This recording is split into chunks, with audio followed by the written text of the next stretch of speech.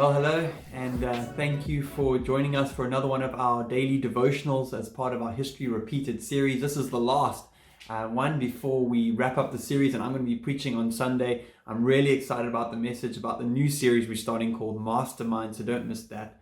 But today, to be honest, I'm coming to you from my home. I'm coming to you rough and ready. I haven't done my hair. I'm still kind of in my pajamas. I have a big pimple on my chin. I'm actually sick, and I'm at home today.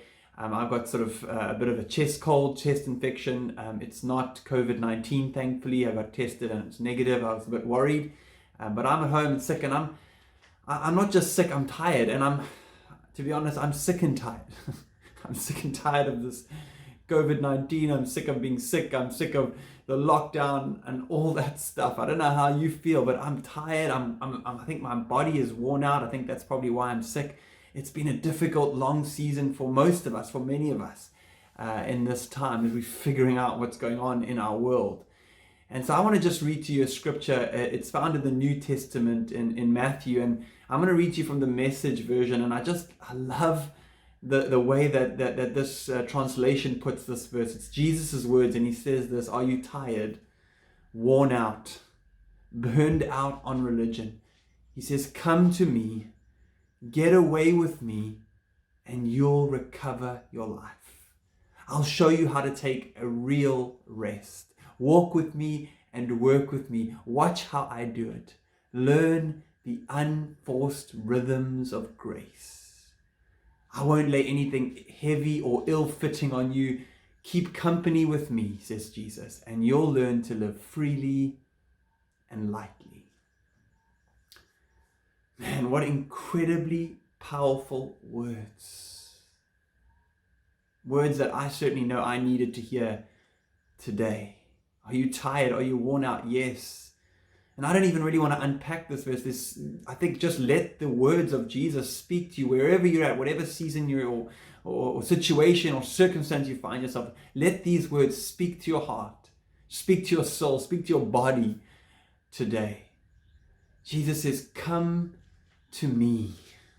That's not a physical come to me. That's not let's go look for Jesus. Jesus is here. He says, "Come to me." In other words, just spend some time with me. Take a breath, acknowledge me, say a prayer, whisper a prayer, and you'll recover your life. He says, "I'll show you how to take a real rest. Get away with me, and I'll show you how to take a real rest." And again, get away with me. This is not go on holiday with Jesus. This is the art of learning to withdraw from kind of the whirlwind of our life and the emails and the phone calls and the stress and the anxiety and the uncertainty. He says, just withdraw from all of that. Get away with me. Spend time with me in prayer, in solitude, in silence, in meditation, in tears. Get away with me and you'll recover your life. I'll show you how to take a real rest. Walk with me and work with me.